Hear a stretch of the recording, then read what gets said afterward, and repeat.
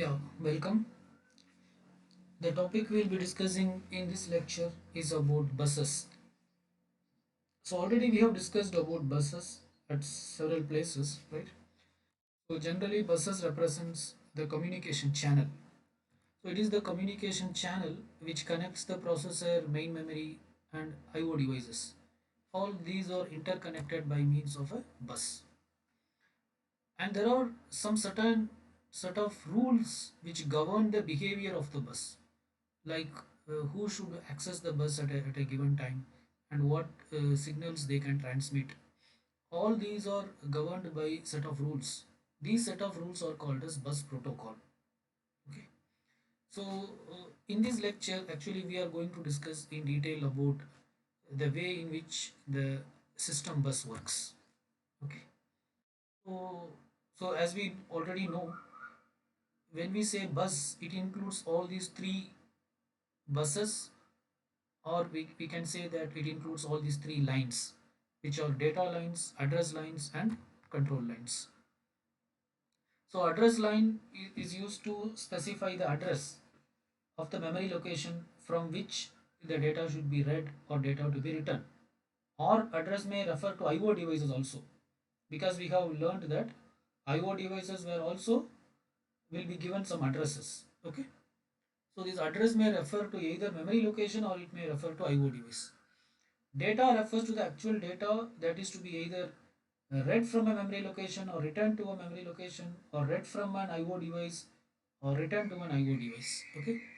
Control signal, generally it represents the read or write operation. What is the operation you want to perform? Generally these are the two control signals. Either it can be a read operation or a write operation. Control signal may also specify the size of the operand. Operand in the sense data. What's the size of the data? Whether the data is represented as byte or word or long word, whatever it may be. Okay. Again, the word size varies with computers, that we already know, right? So it's at the top level you understand that the control signal represents the operand size, and the control signal also includes timing information. Okay. Actually, this is crucial with respect to this lecture. So in this lecture, we are going to concentrate more on this timing information. Okay. So timing information means like who should access the bus at a given time, and what they can do, what operation they can do on a given time. That is called as timing information. Okay. Fine. So, so there are based on the timing of data transfer, based on the schemes of timing of data transfer over a bus, the bus can be classified into two types. One is called as synchronous bus, the other one is called as asynchronous bus. Okay. So this classification is actually based on the timing of data transfer. Okay. Right. So we are going to discuss bus under two headings. One is synchronous bus, the other one is asynchronous bus. Fine. So first we'll be discussing about synchronous bus. Okay. See, primarily in a synchronous bus, there will be a clock. There will be a clock which governs the bus. Okay. See, this clock is different from the processor clock. Processor clock will be operating at a very high frequency. Okay, high frequency means, for example, you see this clock. This is the one cycle duration. Okay, one cycle duration is generally one positive and one negative. Okay, this in case of an whether it's analog or digital signal. Normally in system in computers it's a digital signal. If you take an analog signal, this is one cycle. Okay, this is one cycle, one positive, one negative. So the same thing here also, but it's a digital signal, one positive and one negative. So this duration, you see, this duration, say let us call it as this duration cycle time, this bus cycle duration, let us call c naught. Okay, there may be another signal which is something like this, which is half of this signal. This signal duration is c1, let us say. Okay, this is also one clock cycle, because one clock cycle is what, one clock cycle or one bus cycle. One cycle is what, it is the duration of one positive pulse and a negative pulse. Okay, but this signal we say that it is a low frequency signal. this signal, compared to this signal, we say that this is a low frequency signal, whereas we say this is a high frequency signal. Okay, so I'm just trying to I think probably you know already. I'm just trying to make you understand what is a high frequency signal and what is a low frequency signal. Okay, so if this clock cycle duration is high, then it becomes a low frequency signal. If this clock frequency duration is low, then it will become a high frequency signal. Okay, so if the time is reduced, so this is time, right? This is time. Okay, x-axis, this is time. So for one cycle it is taking this much time. If the time is reduced, then we say that it is a high frequency signal. Okay, fine. So what I'm trying to say in the sense, this clock, so in a synchronous bus, the bus will be governed by a clock. Okay, this clock is different from the processor clock. The processor clock will be a high frequency clock. That will be operating at a very high frequency, because inside the processor all the device can operate at a faster rate. But system bus is not a high frequency clock. It is comparatively low frequency, because system bus has to communicate with diverse devices like memory, IO devices, and you cannot expect the IO devices or different IO devices to operate at a faster speed. Okay, so this clock is different from the processor clock, right? Okay, so the core point is synchronous bus works based on the clock. There will be a clock which controls the bus activities. Okay, or based on the clock only the bus will work. Such a bus is called a synchronous bus. Okay, so let us discuss this with an example. See, this is the bus clock. Okay, this is the bus clock. Okay, based on the bus clock we understand the timing. Okay, so this is just one clock cycle. This is just one clock cycle. Okay, so the basic idea of synchronous bus, what it says in the sense, all operations should be completed within one clock cycle, right? The basic idea of synchronous bus is that all operation should be completed within one clock cycle. All operation means what? I mean, the typical operation is what? Either it is a read operation or a write operation. Whether it is a read operation or a write operation, it should not take more than one clock cycle. It should not take more than one clock cycle.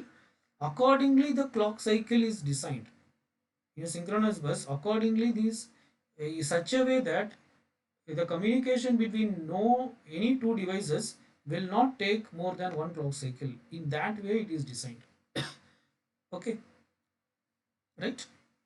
Fine. Uh, so, so we will learn that in detail as the lecture proceeds. But as of now, you understand that when a read or a write operation happens, it should complete within one clock cycle. That is what the basic version of synchronous bus expects. Okay. So this is the bus clock. Okay. And somebody will be the master of the bus. Okay. Bus master we have discussed. So the bus master is the one who owns the bus, who can initiate some data transfer on the bus. The device which can initiate a data transfer on the bus is called as bus master. Who can be the bus master? Either processor or any DMA controller can be the bus master, not anybody else. Okay, the bus master should be either processor or DMA, any of the DMA controller. Your system may have more than one DMA controller, so any of the DMA controllers can be the bus master. Okay, for simplicity, let us assume that processor is the bus master. Let us assume that processor is the bus master. Okay, now this is actually this clock diagram. It shows like how a read operation is performed using synchronous bus. How a read operation is performed using synchronous bus. Here read in the sense, reading from IO device. Okay, how the processor or the bus master, how the bus master read something from IO device. Okay, we are assuming the bus master as the processor. Okay, so this clock diagram, uh, this I mean this diagram, basically it shows like how the what you call uh, how the processor reads something from the any of the IO device using synchronous bus. Okay, fine. Okay, so let us see. So here everything, it is based on the clock. Okay, so at time t naught, so this is the rising of the pulse, right? The pulse is going at the higher end. Okay, at time t naught, the bus master, that is processor, is placing the address and the command in the address and the command signal. Okay, here we assume that address and command signal are specified through a single bus. Okay, so the processor is placing the address. Whose address it is placing? It is placing the address of the IO device from which the data should be read. Processor wants to read something from the IO device. Okay, so it is placing the address of the IO device from where it want to read some data. And command in the sense, what operation it want to perform. What operation it want to perform? Read operation. So address will be placed in the address bus and command will be placed in the control bus. Okay, these two signal it places, right? Okay. Once processor places this two information, this will be available to all IO devices. Okay, not only one IO device. There are, if the whatever the IO device available in the computer, to all the devices it will be available. Okay. Now every device will compare. It will take this address, whatever the address given by the processor, it will take that address and it will compare with their address. Every IO device has its own address, right? So it will compare whether this command is supposed for me or not. Am I supposed to perform this operation or not? So like that they will compare. So say let us assume there are four devices in your computer. So this address will be uh, the, I mean all the devices will get this address. Device 1, device 2, device 3 and all the four devices will get this address. Let us assume this address actually refers to device 3. So device 1 will check whether it is matching with its address or not. No. Then device 2 will check whether it's matching with its address. No. Device 3 checks whether it is matching with its address. Yes, it's matching. Device 4 will check it's not matching. So if it is not matching, that respective device it won't do anything. If it is matching, in case of device 3 it is matching. Okay, let us say the device 3 address is 011. Okay, let us say this is 000. Okay, say this is 00, this is 001. Okay, this is 010, right? One minute. Anything can be the address, just for understanding. This is okay. Here I'm writing. This is 001. Okay, this is 00 010. Okay, this is 010. This is 010 and this is 011. Okay, right, and this is 100. Okay, now in our case it is matching with this. So this device, what it will do, it is matching, then it will, okay, so whatever the instruction the bus master is giving, it is for me, like that it will understand. Okay, so it will understand and it will then it will check the control signal. What is the control signal? It is a read signal. Okay, it says that I want data from this IO device. Okay, so then this device will, whatever the data it has, so probably the processor is asking means it will be having some data, so its data will be available in the data register. Okay, that data it will place in the data bus at time t1, at time t1. Okay, so why this much gap? Why it is taking this much gap? In the sense, during this time, all the devices should check whatever the IO devices in the computer. How many maybe the IO devices are available in the computer? All the devices should check whether this address is whether this address represents their address or not, and the respective IO device should. So the IO device is called as slave. Okay, and the bus master is called as master. So the addressed slave, then it will place the data on the data lines. Okay, so this time should be that much enough, sufficient enough. Okay, because if all IO devices were unable to check during this time, then there is no use. Okay, then there is no use, then the purpose may not be served. So this time is designed in such a way that it should be that much sufficient, that all the IO devices should be able to check their addresses and the addressed slave will be placing the data on the data lines. Okay, fine, right. So see here, one important thing you should understand. Uh, even say for example, assume that D3 has identified that this data, I mean D3 has identified that the processor is actually giving the instruction for it only. D3 has identified at this time itself. Assume that D3 has identified at this particular time itself. But even then D3 will not place the data immediately. It will wait till T1, then only it will place. Okay, why? Because means everybody should check, and they should also confirm. Then only it will place. Okay, or forget about confirming all the thing. The synchronous bus, it is working based on this timing only. It is based on this timing only. Okay. Actually D3 does not know whether everybody checks or not. Everybody checked or not. But at time T1, it is ensured that everybody will be checked by that time. They no need more than this time. Okay. It is something like an upper bound. Say for example, you want to say you want to travel from college to say Mehripatnam. Okay, so what is the upper bound? Upper bound is maybe 1 hour, but sometimes you may also reach within half an hour.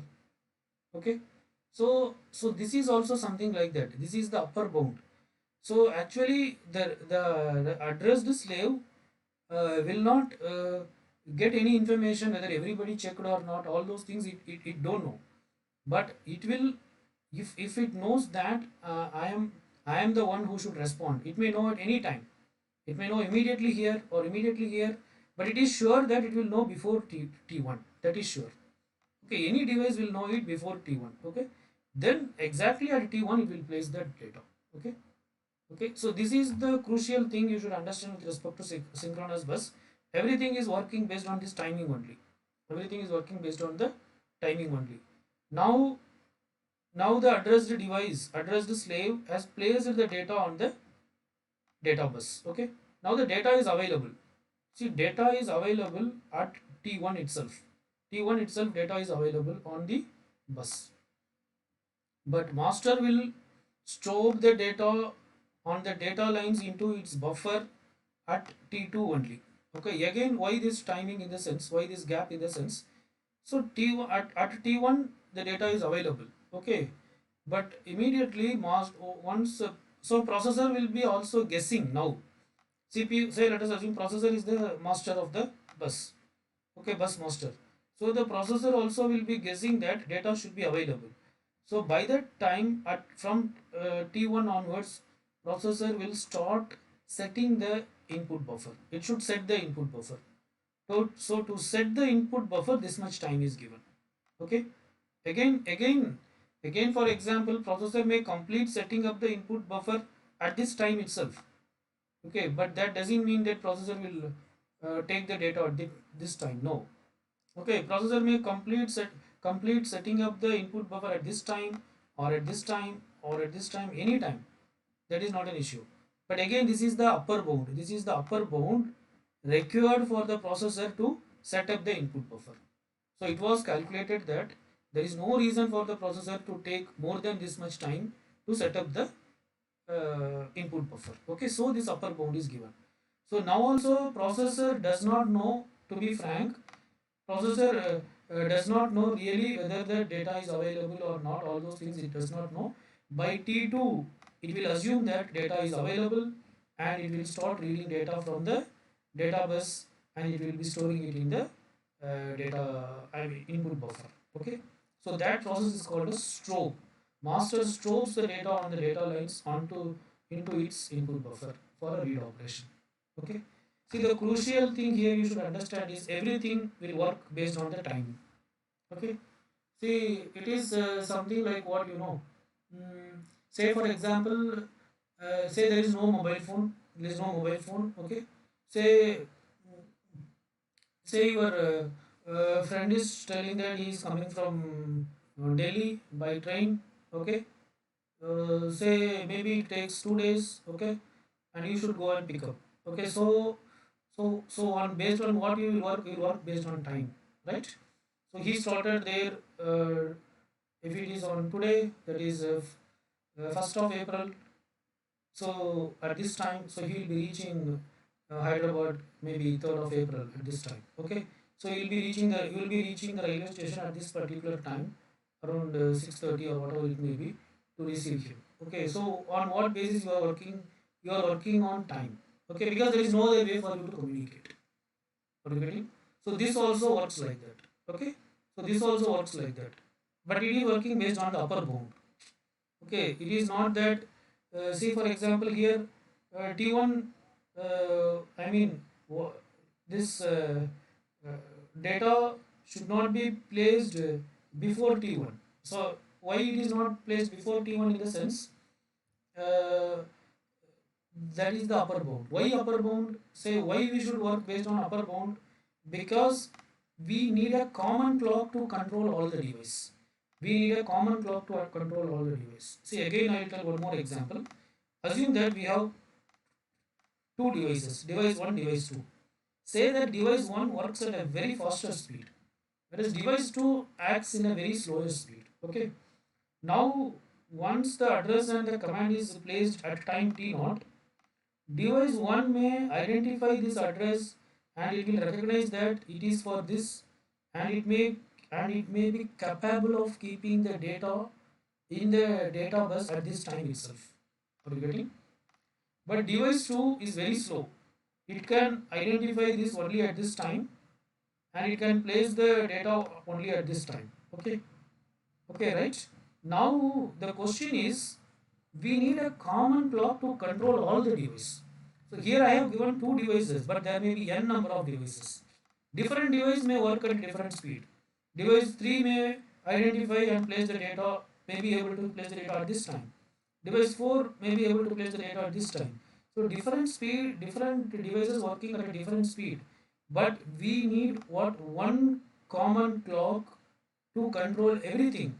So we have to work based on this common clock should be set up based on which device? Based on the slowest device. Are you getting? So this common clock should be set up based on the slowest device, so that it will ensure that all device can satisfy the criteria. All device can satisfy the criteria. Okay. So based on the slowest device, these timings were fixed, right? So at T naught, the bus master will place the address and the command signal. At, uh, by T1, whatever may be the device, whether it is the fastest or the slowest device, will be able to recognize the decode the address, and it will understand what is the operation to be identified, and the address is slave. If it is a read operation, will keep the data in the data bus. Okay, right?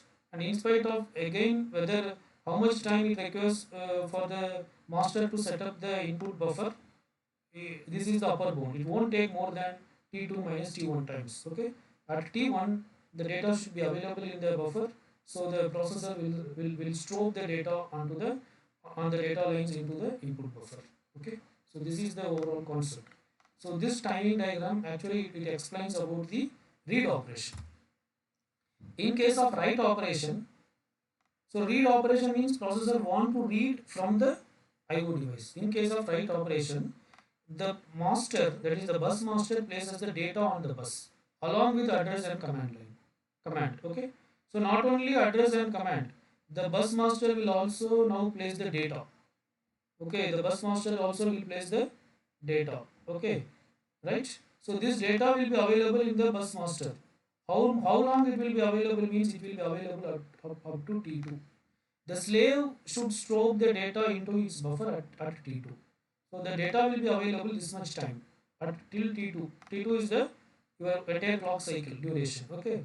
So do, and now again you see for the what is the maximum time for the slave to identify who is the device who should read the data. I mean who is the device who should take the data. I mean who to the data should be returned to which device. Again it will take this much time. Okay. So by T1 it is sure that the slave will identify that I am the particular device who has to this data is supposed to reach. Okay. Then then then that identified slave will store the data into its buffer. For that this much time is given. Okay. During this time the data will be stored into the slave. During this time, it is used to identify all the devices should check whether the address, whether this task is for them to perform or not.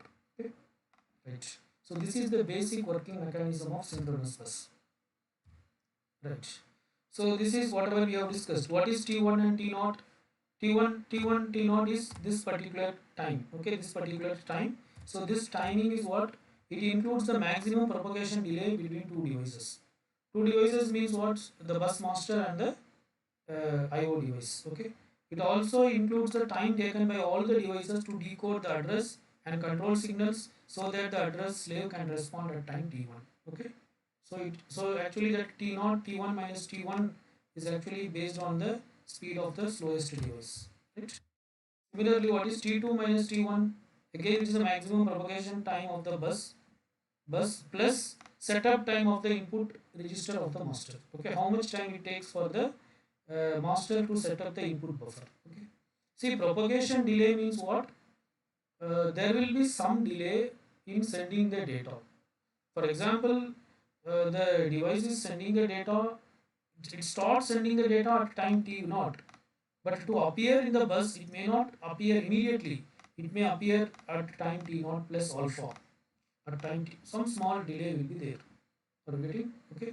Similarly, say or this is the propagation delay of the bus. This is called the propagation delay of the bus. That is, the device has kept the data. The device has started sending the data at time t naught, but exactly at t naught it is not appearing on the bus. It is appearing with a little delay. Maybe the delay may be by millisecond, but still it's a delay, right? So this is called as propagation delay of the bus. Similarly, there is a propagation delay between two devices. Say device 1 is sending data to device 2. So device 1 started sending data at T naught, but device 2 may not receive immediately. It may receive after maybe T naught plus alpha or beta after some time. So this is called as propagation delay between two devices.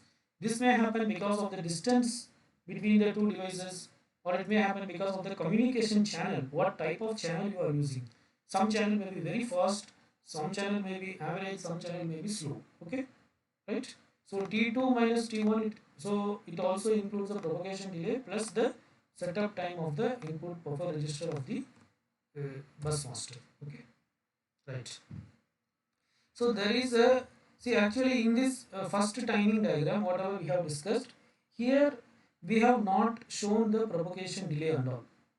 See, you see here it is said that the bus master is keeping the address and the command bus address and the command on the address and the on the address bus and the control bus at time t naught. Then immediately it is shown that it is available at time t naught, but that may not happen. It may arrive with a delay, okay. So this is actually an ideal timing diagram. This is to understand the working at a conceptual level, but reality is not this. Reality is there may be some delay. Okay, for every communication there will be some delay. So this is the another timing diagram of the same concept. It is explained with delay. It is explained with delay. Okay. So this timing diagram is divided into two parts. One is the master part. In the master end, what is happening with respect to delay, and how this delay is seen by the slave. That in both the ways it is shown. Okay. So this timing diagram has two parts. One is with respect to the bus master, and one is with respect to the identified IO device, which is the slave. Okay. Right. But the working philosophy is same. Initially, what the bus master keeps the address and the command in the address and the control bus. Okay. So at T naught, the bus master is keeping. You see here at T naught, the bus master is keeping the address and the command in the address and the control bus. But it is not appearing immediately. You can see here, it is not appearing immediately. In the previous diagram, if you see, it is shown as if it is appearing immediately. So as I already communicated, this is the ideal case. This is not the reality. But in reality, there will be a propagation delay. So it is actually not appearing. It is not appearing in the bus immediately, even though the bus master is keeping the address and the command at this time. It appears with a little delay. It appears in the address and the control bus at time TAM. TAM. Okay, right? So A represents address. Okay, A represents address and command signal. M represents master. At master, it is master is able to see the address and the command it placed in the address bus after a little gap of TAM, after a little time gap of TAM. Okay, but if you see the slave is not able to see the address and the data at TAM also.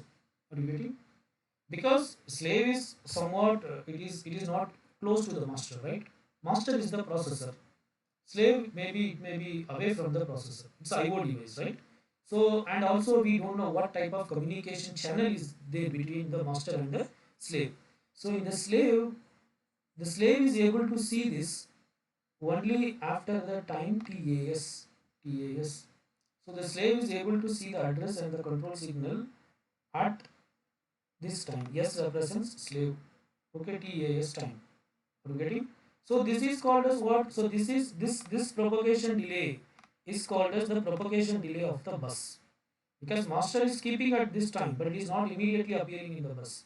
It is appearing with a gap. So this propagation delay is called as bus propagation delay. Whereas this propagation delay is called as device propagation. Master is one device, slave is another device. Between them there is a propagation delay. Are you getting? Okay. Now at this time, all the slaves or all the devices were able to see the address and the command. Then they will decode. Then they will decode the address and they will try to understand like whom this address is meant for. Okay. To somebody this address will be meant. Okay. Let us assume it is a read operation. So it is meant for one of the IO device. So that IO device is the slave and that IO device recognizes that I am the one who has to send the data because it is a read operation. Okay. So at T1, so it's as we discussed it, everything works based on timing. Okay. At T1, this particular IO device, it keeps the data on the data bus. But again, you see the data is not appearing on the data bus immediately. It is appearing with a delay of TDS. D represents data, S represents slave. So in the slave end itself, there is a delay. So again, this delay is bus propagation delay. Okay, whatever you keep on the bus, it may not appear immediately because something bus may have to initialize, set up, or some process may be there so that this delay is happening, right? Okay, and again, data is placed at this time, but still master is unable to see the data at this time. You can see here, master is able to see the data on the data bus only at time TDM. So this delay between TDS and TDM is called as the device delay, right? Right? Now the data has reached the master. Okay. But again, master will not read it immediately. As we know, master will set up the input buffer. Everything works on timing. So master will start reading the data at time T2. Okay. So slave also know that master will be reading only at T2. So immediately slave will not remove the data. After T2 also you see data is available. Data is available. Okay. After T2 also sometimes data will be available. Okay. So here it is more because here it is starting here only. So this is again the propagation delay. So this time here is this time. Are you getting? It's a delay, right? So after a specific even after T2 also after some times only the slave will remove the data from the data bus. Okay, right? Once the data is removed from the, I mean, see, first, okay, before the data is removed from the, yeah, the data also will be removed from the data bus and also the address also will be removed from the address bus by the master. Okay, so after some delay, both will happen. The bus master will remove the address from the bus, address and the control signal, and the slave will remove the data from the data bus after some times of T2. Okay, so this is the reality. Here if you see all those delays were not shown. Here it is shown at strictly at T2 this address is removed from the master has removed the address. Strictly at T2 the slave has removed the data, but that is not the reality. Okay, after T2 also a small time gap will be given. After that only the master will remove the address. Similarly, the slave will also remove the data after the gap only. Okay, right? So this basically it has shown how the things works with propagation delay. Okay, fine. So this is the basic working principle of synchronous bus. But there are certain drawbacks with this technique. Okay, what are the drawbacks in the sense? Actually, everything is so here the objective in the basic synchronous bus is everything should be completed in one clock cycle. This is the requirement. As there is a requirement that everything should be completed in one clock cycle, I mean one data transfer, either read or write operation should be completed in one clock cycle. Because of that, we are forced to operate at the speed of the slowest device. See, as we have already discussed, some device may be able to decode these address at a very faster rate, but still they cannot respond until T1. They have to wait until T1. Okay. Similarly, sometimes master may set up the input buffer earlier, but still it cannot read the data. It has to wait till T2. So all these are the bottlenecks. Why these bottlenecks work comes in the sense because we want either read or write, it should be completed within one clock cycle, and for every operation it should be completed within one clock cycle. Because of that we are extending the clock cycle. Because of that we are extending the clock cycle to ensure that the slowest device can fit into the clock cycle. So this is the drawback with this technique. Okay, the data transfer has to complete within one clock cycle. This is the drawback. Clock period T2 must be such that the longest propagation delay on the bus and the slowest device interface must be accommodated. So this is the drawback. Clock period T2, that is T2 is T0 to T2 is the clock period. If you remember, this is one clock period, T0 to T2. Okay, this is one clock period, right? So this time should accommodate what? Longest propagation delay. Again, the propagation delay may be different for different devices. The slowest device will have the longest propagation delay. Okay, on the bus, and the slowest device interface must be accommodated. This forces all the devices to operate at the speed of the slowest device. Okay, because of this, what happens? Even the fastest device also working on the speed of the slowest device. Okay, here actually processor does not know, processor or the bus master does not know what is really happening. Processor just assumes that the data are available at T2. Okay, right? See, as we have already discussed, processor even does not know whether the data is really available or not. Processor just assumes that data is available at T2. Okay, it is something like you are assuming that your friend is started at 2 days before Delhi, so he will be arriving here after 2 days. Maybe something might have happened. He might have got down between somewhere, but all those things you don't know, right? So this is also something like that. Processor just assumes that the data are available at T2. Okay, in case of a read operation, or a read by the device in case of a write operation. Okay, in case of write means it is reading by the device. Okay, so so at T2, if it is a read operation, processor assumes the data is available at T2. If it is a write operation, the IO device assumes that the data is available at T2. Okay, sometimes there may be some error might have occurred. What if the device is actually failed and never really responded? All these things processor does not know. Okay, so these are the drawbacks with this particular technique. Okay, so we are making some improvement on the synchronous bus style, that is called as multiple cycle transfer. That is called as multiple cycle transfer. So as the name itself says, multiple cycle transfer means now there is no restriction that the operation, the read or the write operation should be completed within one clock cycle. It may take more than one clock cycle also, right? It can take more than one clock cycle also. Okay, okay, so and also, so not only that, we are also going to introduce one control signal. So there are two drawbacks here. One drawback is all the devices were forced to operate at the slowest device because of the requirement that everything should be completed, the data transfer should be completed within one clock cycle. Okay, the second drawback is really whether the read or the write operation was successfully done or not, processor does not know. They just work based on the timing. At this time this should have happened, at this time this should have happened, accordingly it works.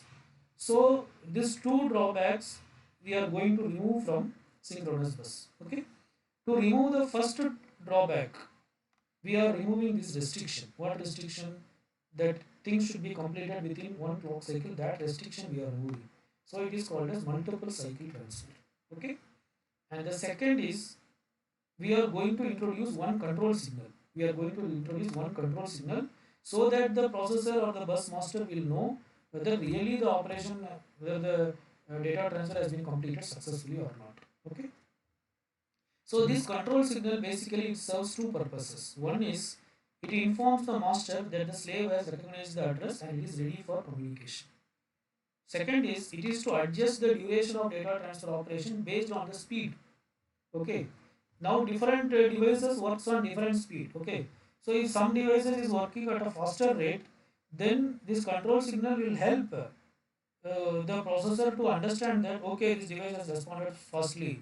I can take the data immediately, like that. If some devices takes more time to respond, again that also the processor can recognize to the control signal. You getting? Okay. So these are the two improvements we are making. Okay. Now as we are introducing multiple cycle transfer, now the now we are going to use a high frequency bus clock.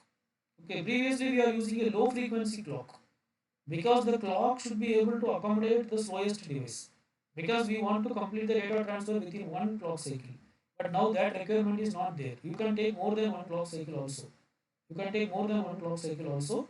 So now we are increasing the frequency. Increasing the frequency means we are reducing the time. We are reducing the time. Okay. High frequency bus clock is used.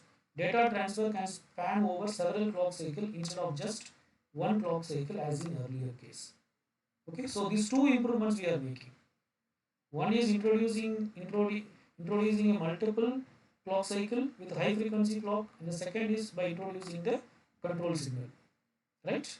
Through this control signal, the master will know that when the slave is ready, and the faster device can respond fastly and slower device can respond slowly. Okay. So let us see how synchronous bus with multiple cycle transfer works. So here you can see the clock signal. It is taking multiple clock cycle to complete one operation. But now the clock cycle duration is less, which is called as high frequency clock. Okay. Previously, if you see, it is only one cycle. Okay. Right.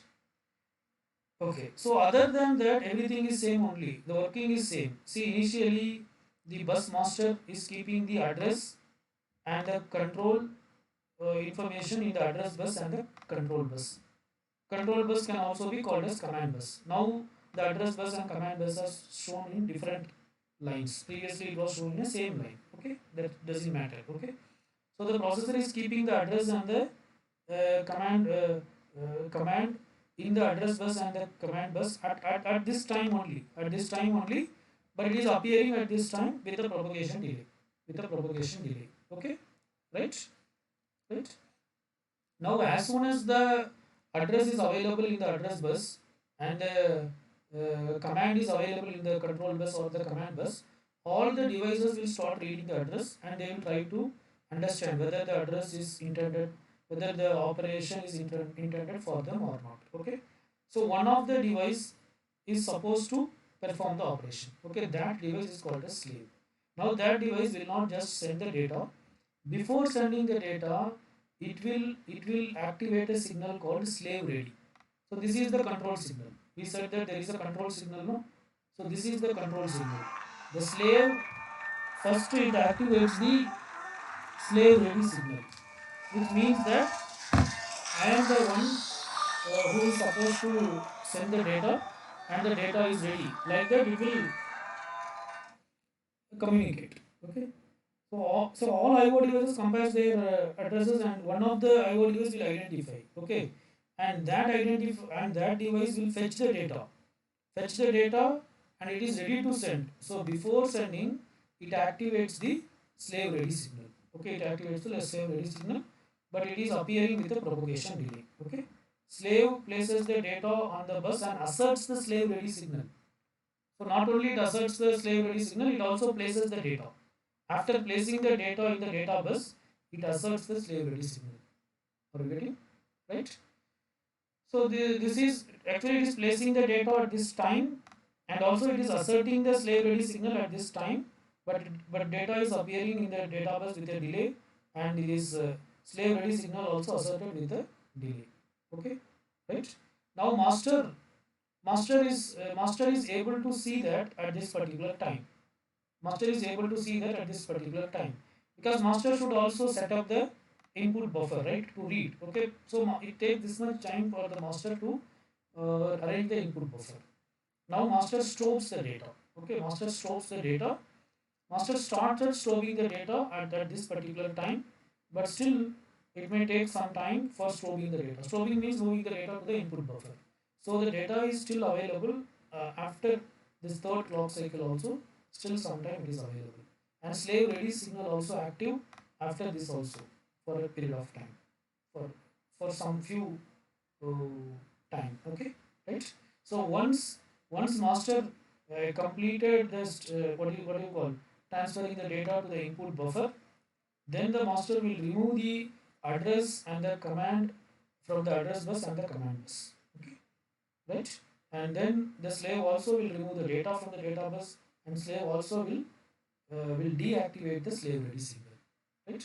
Okay, so this is the improvement which is done on the synchronous bus with multiple cycle transfer.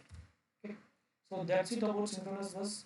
The next thing we'll be discussing is asynchronous bus. So in asynchronous bus, there is no clock signals, there is no headache of clock signal. Actually synchronous bus, it works fully based on clock signal only, whether it is multi-cycle transfer or single cycle transfer, it is controlled by the clock signal. But here there is no clock signal at all. Rather it works on a different technique by using a handshake signal between the master and the slave. Okay, so there are two handshake signals. One is called as master ready, the other one is called as slave ready. There are two handshake signals. One is called as master ready, the other one is called as slave ready. Master ready signal will be asserted by the master to indicate that, master in the sense bus master, which can be a processor or a DMA controller, to indicate that it is ready to participate in a data transfer. Okay. Similarly, slave ready signal will be asserted by the slave in response to the master ready from the master, that I am also ready to participate in the data transfer, like that. First master will assert the master ready signal. Okay, then the appropriate slave will, it is not any slave cannot participate, right? The slave whose address is matching, they should participate. Okay, so that particular slave will assert the slave ready signal. Okay, fine. So the data transfer using handshake protocol, how it works, let us see briefly. So first, as usual, master will place the address and the command information on the address bus and the control bus or the command bus. After placing the address and the command information on the bus, master will assert the master ready signal. That is, it will activate the master ready signal. Now all the devices on the bus will decode the address. As usual, the working style is same only, but there is no clock involved here. All the devices on the bus will decode the address, like whether this command is meant for them or not. So one of the device will identify. So that is the addressed slave. The addressed slave will perform the operation. Whether it is a read operation, read means it will take the data from the IO device and it will keep in the data bus. Write means it will take the data from the data bus and it will keep in the IO device. Okay, writing means it should write into the IO device. Okay, after the operation is completed, it will assert the slave ready signal, saying that I have done with the job. Okay, now master will remove all the signal from the bus once the slave ready is asserted. Okay, before that, for example, if it is a read operation, master will also store the data. If the operation is a read operation, then master also stores the data into its input buffer before removing the what you call slave ready signal. Okay, so this is the general working flow. Fine. So whatever we have discussed here, that is shown using a timing diagram here. So at first, the master is keeping the address and the command in the address bus and the command bus. Okay, then it asserts the master ready signal. It asserts the master ready signal after a gap. It is giving this much gap. Okay, okay. So it is, why it is giving this much gap, in the sense, see, generally, actually it is not required for the uh, actually it is not required for the IO devices to, it is not that the IO device will check the compare their address with their address only if master ready signal is asserted. Even if it is not asserted also, if any IO device saw some address here, if any IO device see some, if any IO device is able to see some address or some command here in the address and the command bus, they will start comparing. They will start comparing. Okay, but But one thing should not happen. What in the sense? First the master ready signal comes and then the address and the command comes. That should not happen. Okay. Always address and the command should appear in the address and the command bus before the master ready is activated. Okay. The reason is the reason is always something or other data will be available in the address and the command bus. Okay. Say for example, I am trying to explain why master ready signal is activated after this much delay. After this much delay. Say for example, the bus master is activating the master uh, ready at this time itself. At this time itself. Now what? Now the one issue may happen. The issue is, see, different devices have different propagation delay. If some device is working at a faster rate, its propagation delay will be slower. It's slower in the sense it will be faster. It will be working faster. There will be less delay.